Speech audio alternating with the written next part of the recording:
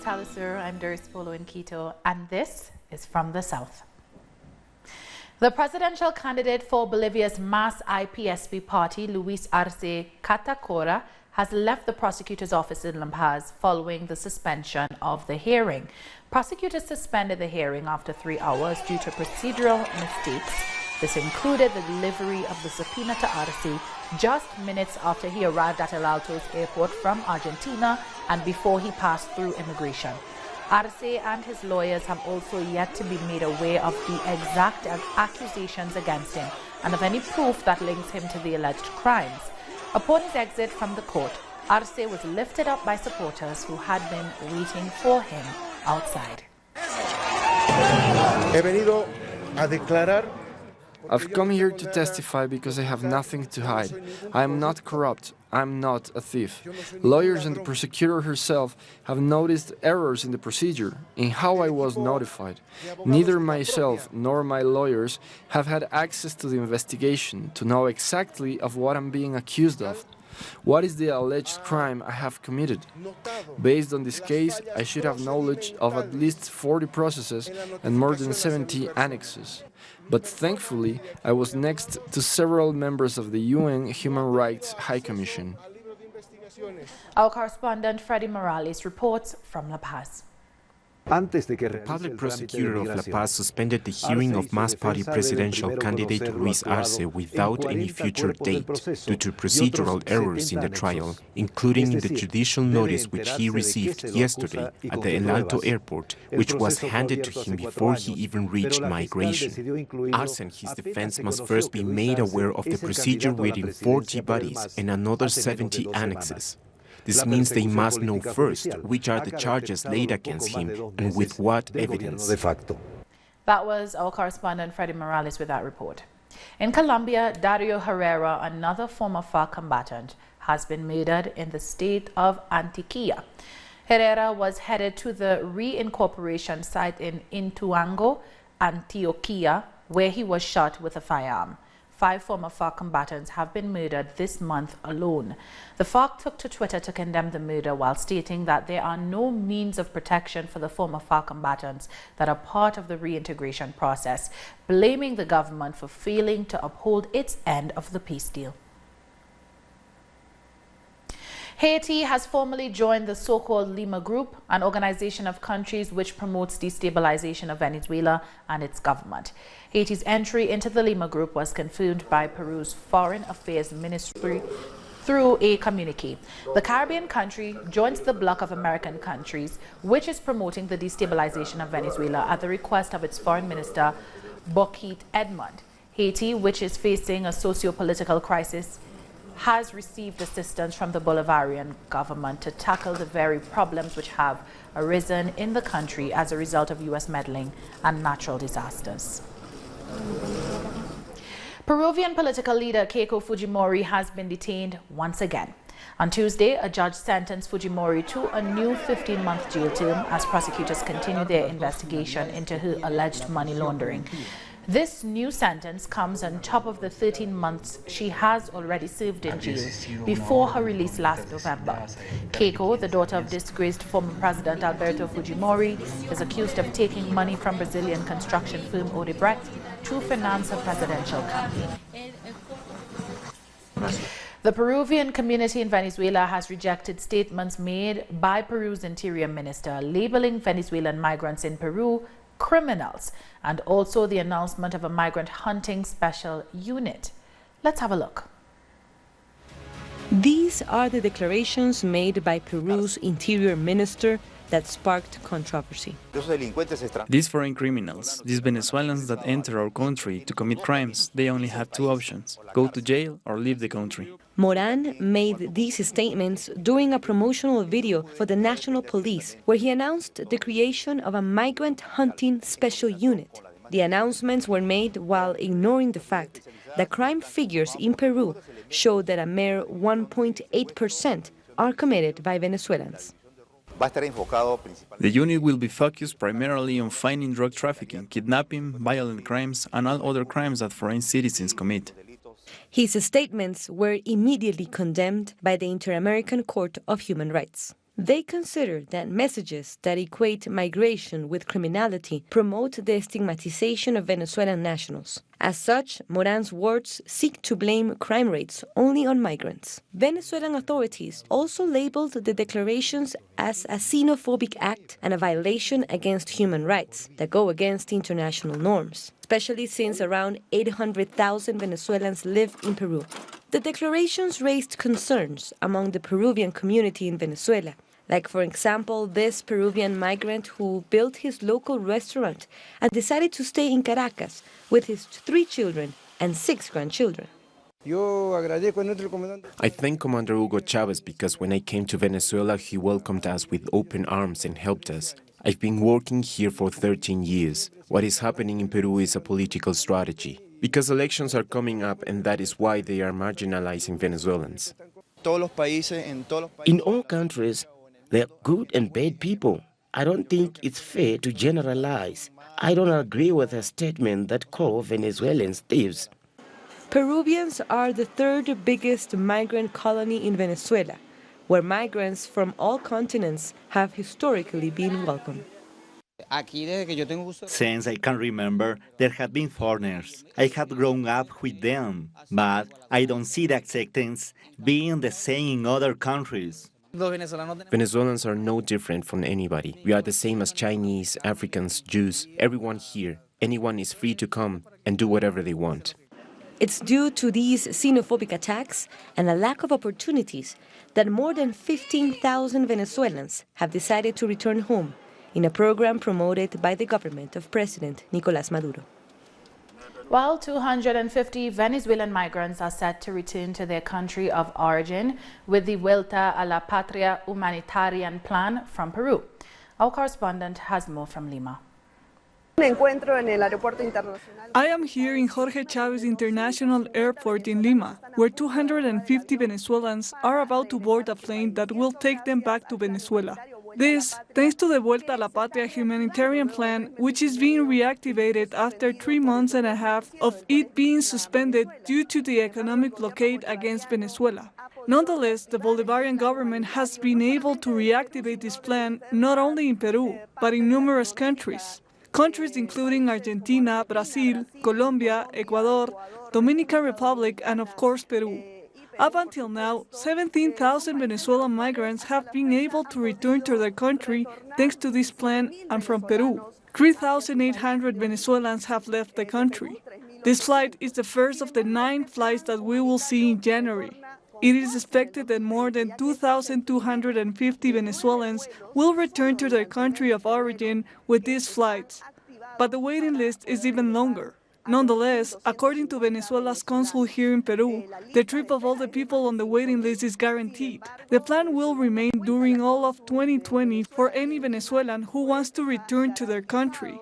That's good news. Coming up, another death has been recorded in Chile due to police violence. Stay with us.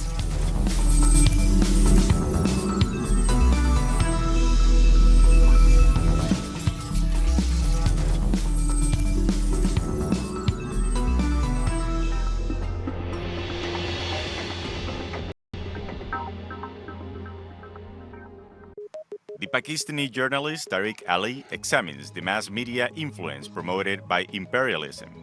Get access to the analysis of the socio-economic and political life of the whole South America on our screen and platform in English.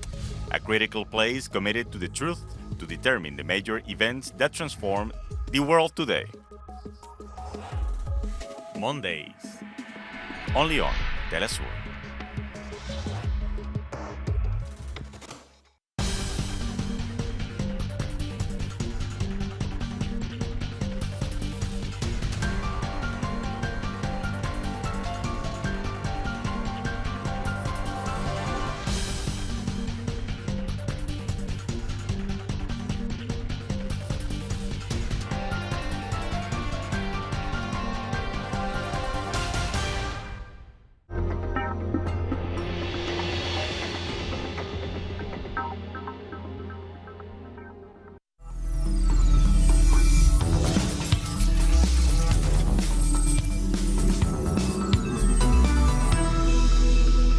Welcome back. A man has been murdered by Chilean police in Santiago after being run over by a Carabineros truck on Tuesday night outside a football match. According to witnesses, security forces blocked the rescue of 37-year-old Jorge Mora, known as Keiko, and the police officer who was driving the car fled. After that, Jorge Mora was taken to a hospital where he died shortly after. The attack followed celebrations after the match between Colo-Colo and Palestino at the Monumental Stadium. Chile's police has been involved in several cases of protesters being run over during the anti-government marches. Staying in Chile, a delegation of the Inter-American Commission for Human Rights is investigating the violations that have taken place during anti-government protests. The commission will be in the country until Friday. The experts are holding various meetings with state officials and social movements in order to issue a report. It is expected that the delegation will draft a report on the various human rights violations at the hands of the state against protesters and the excessive use of force by police. And a state of emergency has been declared in Chile's northern Atacama region after floods and mudslides left at least one person dead.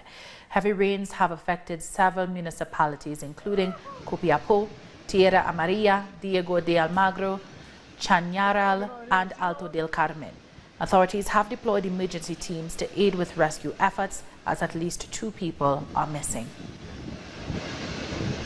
Shifting gears now, on Tuesday, U.S. President Donald Trump announced the details of his so-called Middle East peace plan. The proposal was unveiled by Trump at a news conference alongside Israeli Prime Minister Benjamin Netanyahu. The deal recognizes illegal Israeli settlements in the occupied West Bank. And in a move seen as an attempt to fend off opposition, Trump proposed the creation of an independent Palestinian state with its capital in East Jerusalem. Many Palestinian organizations have vowed to reject any plan that does not include their right to self-determination and the right of all refugees to return to the lands they were driven from by Israeli settlers. Today's agreement is a historic opportunity for the Palestinians to finally achieve an independent state of their very own. After 70 years of little progress, this could be the last opportunity they will ever have, and last for a lot of reasons. We'll never have a team like we have right now. Soon after the announcement, Palestinian President Mahmoud Abbas denounced Trump's plan. Speaking after a meeting of Palestinian resistance movements, Abbas said that no amount of financial incentives will make the people of Palestine abandon their struggle, adding that they will not accept any deal without the return of occupied territories. I would like to say to the duo, Trump and Netanyahu, that Jerusalem is not for sale, and all our rights are not for sale and not for bargaining. Your conspiracy deal won't pass. If Jerusalem will go, would we accept a state without Jerusalem? It is impossible for any Palestinian child, or Arab, or Christian to accept this. This is why we told them from the beginning, no. Residents in the Gaza Strip have also spoken out against the U.S. and Israel. We call on the Palestinian factions to unite to face this alleged deal of the century. We as Palestinians absolutely reject it, in all its details, decisions and plans. We do not recognize the deal of the century, as well as we do not recognize the U.S. nor Israel. Every person decides his fate, and we, as Palestinians, are a united people. The U.S. cannot discuss this deal of shame. We are against this deal. And protests against Trump's announcements have been ongoing across the occupied territories. On Wednesday, demonstrators gathered in Al-Keba, north of the Jordan Valley, to express their anger at the United States and Israel for their continued attempts at removing them from their lands. Demonstrations are expected to continue throughout the week. Meanwhile, in Lebanon, Palestinian refugees burned down the flags of the United States and Israel in protest to Trump's plan. Several organizations and movements, including the Arab League, strongly condemned the U.S. and Israel, saying their work lacks all principles required to achieve peace. In Turkey, a group of protesters gathered in front of the U.S. consulate in Istanbul to reject this attack on Palestinian sovereignty. What they call the deal of the century will supposedly bring peace to the Middle East, but we will see an insurgency of the century against this agreement, which support and legitimize Israel's century of occupation. We will make efforts in Turkey to increase this insurgency. Zionist Israel should pay the price for the war crimes it has committed internationally. Sanctions must be imposed against Zionist Israel, and we defend the need of a boycott of Zionist Israel in every sector: economic, military, diplomatic, cultural. And people in Yemen have also joined the growing criticism of Trump's Middle East proposal. The Republic of Yemen condemns yesterday's show on the deal of the century, and the statement of the Yemeni Foreign Ministry was very clear. And I repeat it again. Anything that detracts from the rights of the Palestinian people, we reject it and condemn it, as a Yemeni people who is fighting with Palestinian people. Moving on, the first international mission of solidarity with Venezuela of La Via Campesina concluded on Tuesday. The 9-day mission was made up of activists of rural movements from Chile, Nicaragua, Mozambique, Uruguay, the United States, and Spain. The goal of the mission was to look into the struggle by the Venezuelan people against the U.S. blockade. The international guests visited the Paulo Freire Institute of Latin America Agroecology in Barinas and saw El Maizal Commune in Lara State. They got to know the Picachos Communal Council in Apure for lessons on the transition from conventional agriculture to agroecology. They're very organized here. I mean, hundreds of families, thousands of people in a given comuna who grow all different kinds of crops, who raise cattle and hogs and chickens, and that produce contributes to the livelihood of the families who are there, who are part of the comuna, and also then is extended to local communities as well. So there's, in some cases, places where shops have been set up where people can, from the larger community, can come and have various food products available to them as well. We're here finding out that we have a responsibility of bringing a contrasting message back to the United States and to other countries, that what the corporate media is telling us is in fact overall inaccurate. La Via Campesina, we as a delegation will be preparing a report and then other ways to disseminate what our observations have been while we're here in Venezuela. And the solidarity didn't end in the fields. The group took part in Venezuelan culture and music and attended a local political rally. La Via Campesina is an international movement made up of 164 organizations in 73 countries, representing some 200 million peasants, small and medium farmers, landless, rural, youth and women, indigenous people and migrants. We'll be taking one last break, and when we return, an update on China's novel coronavirus. So don't go anywhere.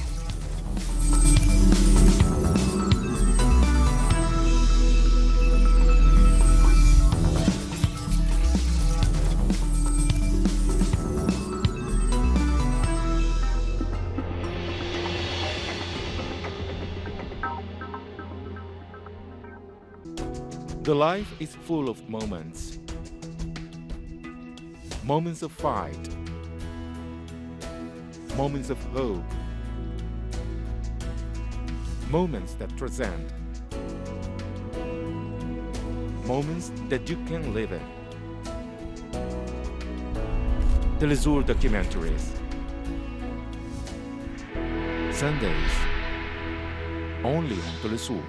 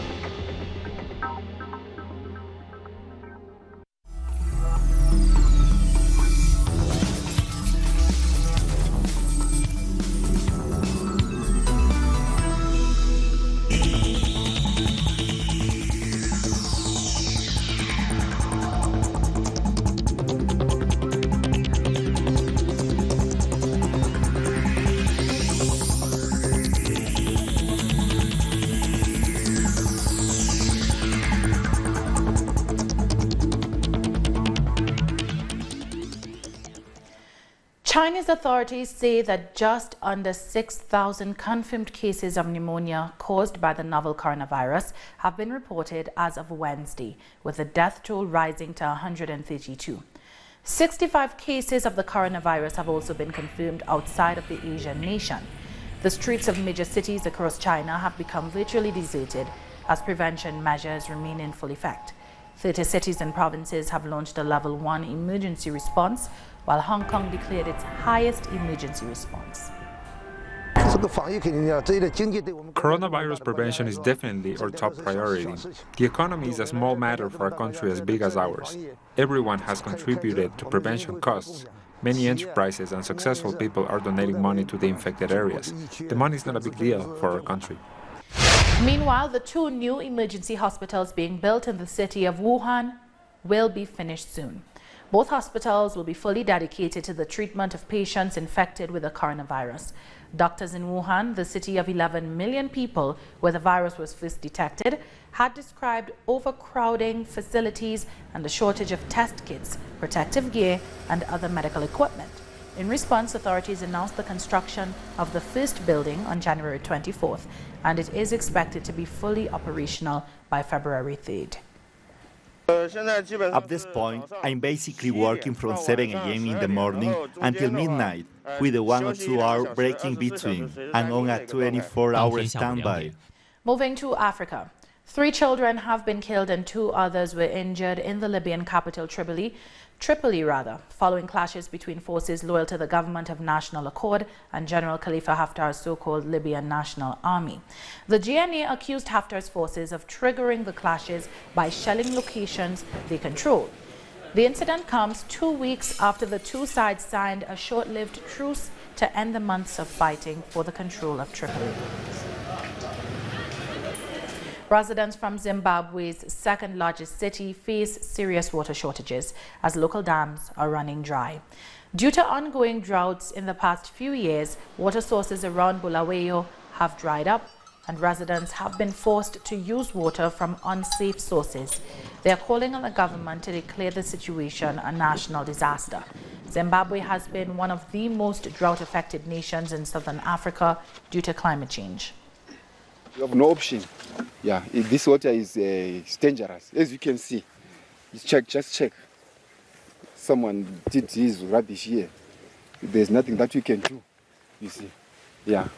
But we still have to, because we need some water to use at home. Actually, we're projecting that in the next 3 to 4 weeks we might lose the third dam, which is Lower Ngama. It's currently sitting just above 10% in terms of capacity. And we have also put together a paper to government for us to be declared as a water shortage area. The president of Catalonia, Quim Torra, has called for snap parliamentary elections after the budget plan for the year was approved. His announcement came just a few days after he was stripped of his rights as a regional lawmaker by a Spanish court. Once the conditions have been approved in Parliament, I will announce the date of the elections, and I will do so according to what is best for the country. It is under this criteria that I will decide when the elections will take place, which will serve as a new democratic mandate to advance towards a country of democracy, justice, and freedom. France's biggest union is planning to continue protests against the government's proposed pension reforms until the bill is withdrawn. This as demonstrations escalate with other sectors joining the strike. This government is trying to force its way through and is now using truncheons and intimidation against activists, strikers and demonstrators, particularly from the CGT. It is good that the government is desperate, that it is afraid. Well, we are going to tell them again today that the majority of citizens and employees will be mobilized until this bill is withdrawn. And with that, we've come to the end of this news brief. You can find these and many other stories on our website at telesurenglish.net. And join us on social media, Facebook, Twitter, and Instagram. For Telesur English, I'm Doris Polo. Thanks for watching.